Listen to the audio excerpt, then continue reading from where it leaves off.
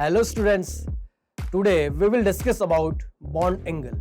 बेटा आज हम बॉन्ड एंगल के बारे में डिस्कस करने वाले हैं, how to compare bond angle. तो कंपैरिजन करें उससे पहले समझे कि बॉन्ड एंगल होता क्या है।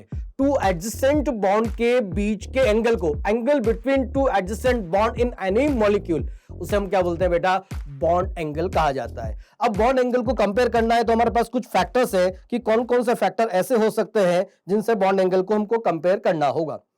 सबसे पहला फैक्टर, स्टेप बाय स्टेप हमको देखना है। 4 स्टेप यहां पर प्रेजेंट है, 4 फैक्टर हमारे पास होते हैं जिन्हें एक सीक्वेंस में हमें देखना होगा। सबसे पहला देखा जाता है हाइब्रिडाइजेशन, या यूं बोल दूं बेटा मैं कि हाइब्रिडाइजेशन देख रहे हैं या शेप देखी जाती है। तो सबसे पहला काम क्या होता है बेटा कि हम उस मॉलिक्यूल की शेप को चेक तो करें, उसकी शेप तो देखें कि किस तरह की वो स्ट्रक्चर में एग्जिस्ट कर रहा है, क्या वो ट्रायगोनल प्लेनर है, क्या वो लीनियर है। तो सबसे पहले हम क्या देखेंगे, हाइब्रिडाइजेशन या शेप।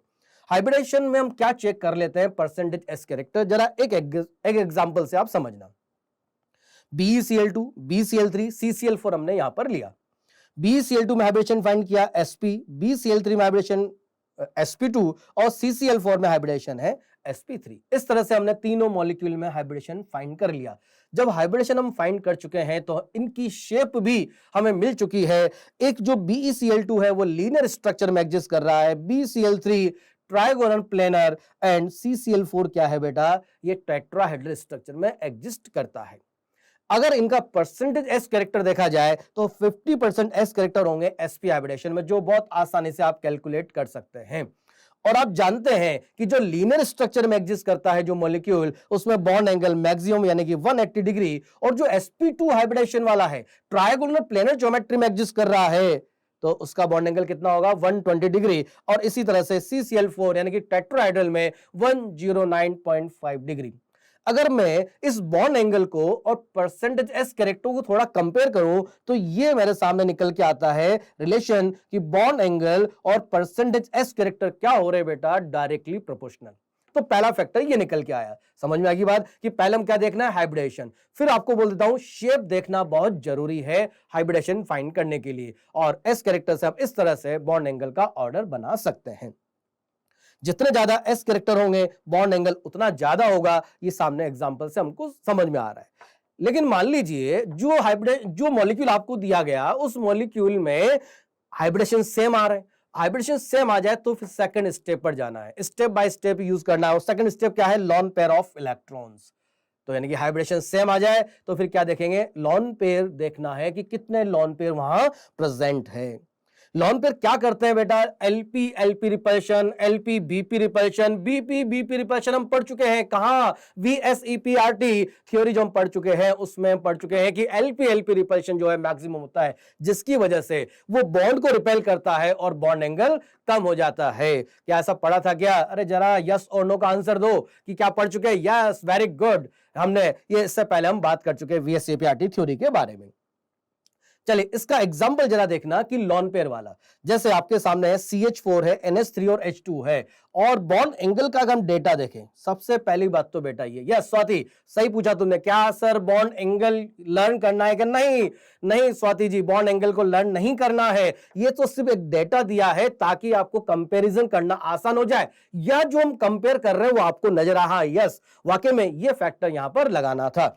तो देखो एक डेटा हमारे पास प्रेजेंट है इन सभी मॉलिक्यूल्स के। CH4 में 109.5 डिग्री हाइब्रिडेशन क्या है, sp3, और अमोनिया में भी हाइब्रिडेशन sp3 लेकिन बॉन्ड एंगल उससे कम है। तो ऐसा क्यों हुआ, LP की वजह से, क्योंकि यहां क्या प्रेजेंट है, लॉन पेयर, और वाटर में क्या है, दो दो लॉन पेयर है, तो रिपल्शन ज्यादा होगा। रिपल्शन ज्यादा होगा, बॉन्ड को ज्यादा रिपेल किया जाएगा तो बॉन्ड एंगल कम हो जाएगा। Yes very good, yes Ayush बिल्कुल सही आंसर की एलपी एलपी रिपल्शन जितना ज्यादा होगा, जितने ज्यादा लॉन पेयर के नंबर होंगे बॉन्ड एंगल उतना कम होता चला जाएगा। ये इनकी स्ट्रक्चर, इनकी स्ट्रक्चर जरा फिर देखें हम यहां पर कि किस तरह से, ये थोड़ा 3D में स्ट्रक्चर देखें तो पता चलेगा कि किस तरह से लॉन पेयर कहां अरेंज है और किस तरह से वो बॉन्ड को रिपेल करके बॉन्ड एंगल को कम कर रहे हैं।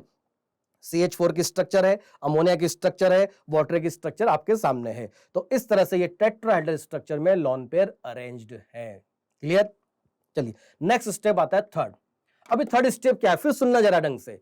मैंने जैसा कि आपको बताया कि हमारे पास 4 फैक्टर हैं बॉन्ड एंगल को कंपेयर करने के लिए, 4 फैक्टर, लेकिन उन चारों फैक्टर को एक सीक्वेंस में ही यूज करना है। सबसे पहले आपको हाइब्रिडेशन ही देखना पड़ेगा जो भी मॉलिक्यूल्स आपको गिवन है बॉन्ड एंगल कंपेयर करने के लिए। अब मान लीजिए कि हाइब्रिडेशन सेम आ गया, तो फिर क्या देखेंगे, लोन पेयर के नंबर। अब लोन पेयर के नंबर भी सेम आ जाए तो फिर थर्ड फैक्टर जो है ईएन ऑफ सेंट्रल एटम, यानी कि अब क्या देखेंगे, हम सेंट्रल एटम को यहां पर चेक करने वाले हैं। ईएन जितनी ज्यादा होगी सेंट्रल एटम की, बॉन्ड एंगल उतना ही ज्यादा होगा, डायरेक्टली प्रोपोर्शनल। थोड़ा इसको समझें कि ऐसा क्यों हो रहा है। जैसे मान लीजिए मैं एक मॉलिक्यूल लेता हूं जिसमें सेंट्रल एटम ए है और उससे कोई टर्मिनल एटम बॉन्डेड है।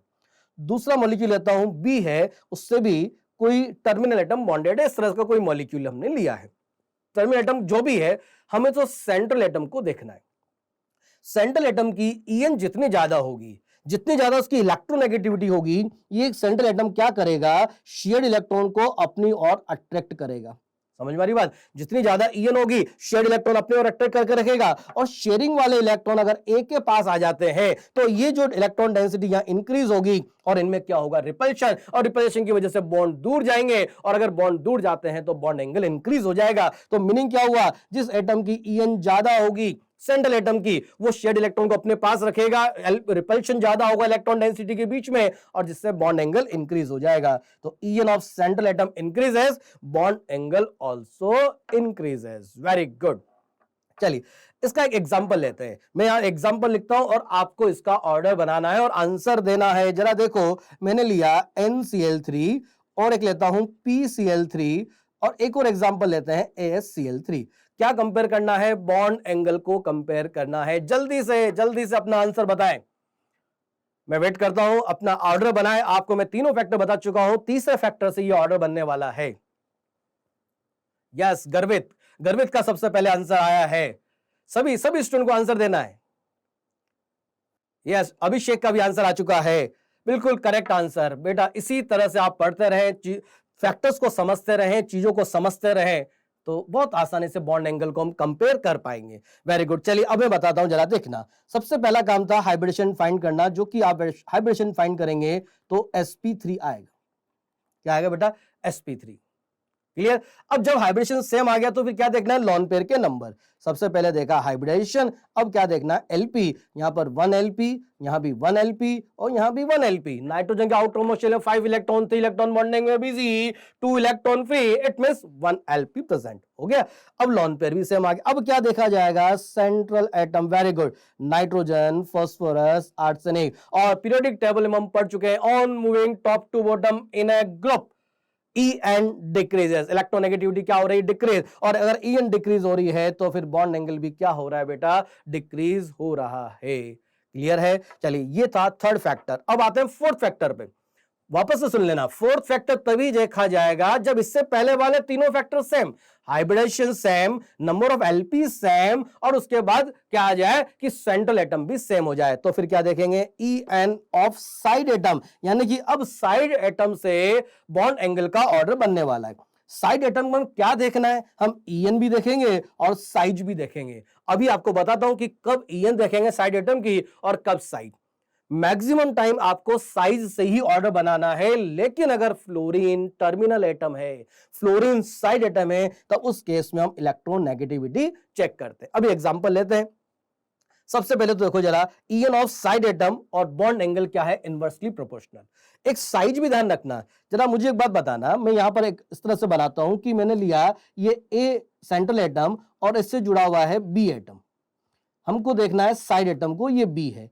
मान लीजिए दूसरा मॉलिक्यूल लेता हूं जिसमें सेंट्रल एटम ए ही है, क्योंकि हम बोल चुके हैं कि सेंट्रल एटम सेम है, और इसमें मान लीजिए एटम जो बॉन्डेड है वो C है, टर्मिनल एटम, और C एटम की साइज लार्ज है।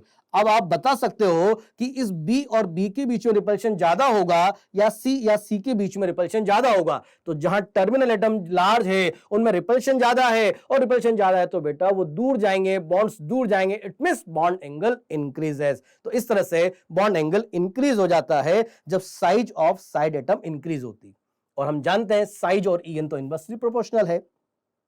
लेकिन एक बात यहां पर जरूर ध्यान रखें कि जब EN हम देख रहे हो तो फ्लोरीन के केस में हमको EN देखनी है। जैसे यहां देखो जरा, ये फ्लोरीन है, यहाँ पर क्लोरीन है। अब इसको साइज से भी बना सकते हैं हम, EN से भी बना सकते हैं, लेकिन EN highest, central terminal atom की EN हाईएस्ट है, और अगर EN सबसे ज्यादा तो बॉन्ड एंगल कम आएगा।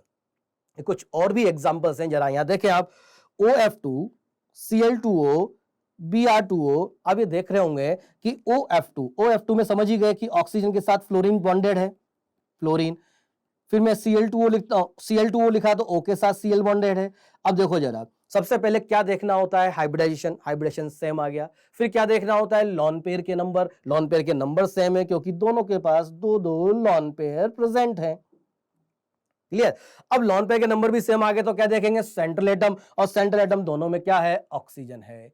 जब सेंट्रल एटम भी सेम आ जाए तो क्या देखना बेटा, टर्मिनल एटम यानी कि साइड एटम, जो कि एक जगह फ्लोरीन है और एक जगह क्लोरीन है। हमें पता है फ्लोरीन की साइज स्मॉल, क्लोरीन की साइज लार्ज है, तो किसमें बॉन्ड एंगल ज्यादा हो जाएगा, क्लोरीन वाले में, और ब्रोमीन और भी लार्ज। तो इस तरह से ये ऑर्डर हम यहां पर बना पाएंगे। तो फ्लोरीन, क्लोरीन, ब्रोमीन और आयोडीन की अगर साइज देखें तो इंक्रीजिंग साइज होती है। जितना ज्यादा साइज इंक्रीज होगा टर्मिनल एटम का, साइड एटम का, बॉन्ड एंगल उतना ज्यादा होगा, और EN का रिलेशन हम देख चुके हैं। तो साइज पे भी डिपेंड करता है और EN पे भी डिपेंड करता है बॉन्ड एंगल। अब एक फैक्टर जरा यहां देखना कि एक है H2O और एक लिया Cl2O। कंपेयर करना है बॉन्ड एंगल को, बड़ा सिंपल सा। सबसे पहले हाइब्रिडेशन फाइंड करेंगे, sp3 आएगा। उसके बाद लॉन पेयर चेक करेंगे, 2 आएंगे, दोनों में दो लॉन पेयर। फिर देखेंगे सेंट्रल एटम कौन है, तो सेंट्रल एटम यहां पर कौन है बेटा, ऑक्सीजन है। तो फिर क्या देखेंगे, टर्मिनल एटम यानी कि साइड एटम, एक में हाइड्रोजन है और एक में क्लोरीन है। हाइड्रोजन की साइज स्मॉल, क्लोरीन की साइज लार्ज साइज है तो रिपल्शन ज्यादा है, तो बॉन्ड एंगल भी ज्यादा होगा। किसी को कोई डाउट यहां तक? ये जो एग्जाम्पल हमने किए हैं, ये 4 फैक्टर जो हमने यूज किए हैं, किसी को कोई डाउट है क्या? नहीं, नो, वेरी गुड। तो इनको इस तरह से सीक्वेंस में यूज करें और आप बॉन्ड एंगल के ऑर्डर बना सकते हैं।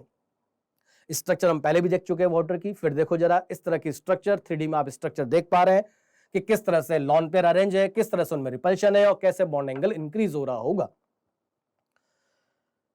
अब एक बहुत इंपॉर्टेंट बात सुनना जरा, जो मॉलिक्यूल्स आपको गिवन है जिसमें आप बॉन्ड एंगल को कंपेयर कर रहे हैं, मान लीजिए जो एग्जांपल आपको गिवन है उसमें हाइब्रिडेशन सेम आ जाए, फिर लॉन पेयर के नंबर भी सेम आ जाए, hybridization same and number of LP also same, समझ रहे ना, और सेंट्रल तो फिर क्या देखते हैं, सेंट्रल एटम, उसके बाद क्या देखते हैं, टर्मिनल एटम। ये 4 फैक्टर थे। लेकिन अब आगे की बात सुनना, मान लीजिए कि हाइब्रिडेशन सेम है और सेंट्रल एटम के पास कोई लॉन पेयर नहीं है, no LP at central atom, कोई लॉन पेयर नहीं है सेंट्रल एटम के पास। जितने वो बॉन्ड बनाता है उतने बॉन्ड बना चुका है, और जुड़ने वाले सारे एटम साइड एटम क्या हो, सेम हो।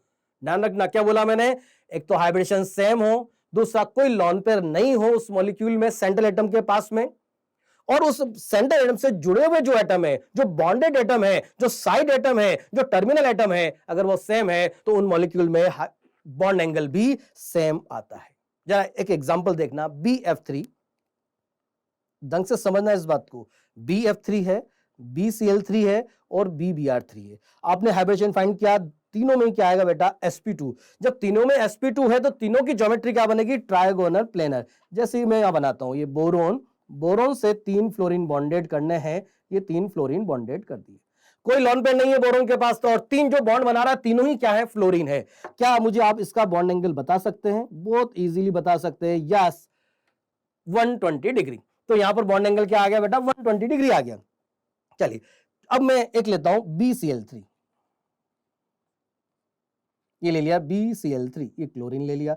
और अगर बॉन्ड एंगल कंपेयर करूं तो यहां पर बॉन्ड एंगल देखो तो यहां भी 120 डिग्री। क्यों ऐसा आ रहा है? क्योंकि BCl3 में भी हाइब्रिडेशन sp2 और कोई लॉन पेयर भी नहीं है, और आपको ट्रायगोनल प्लेनर स्ट्रक्चर बनानी है, और एक बॉन्ड एंगल कितना आता है, 120 डिग्री।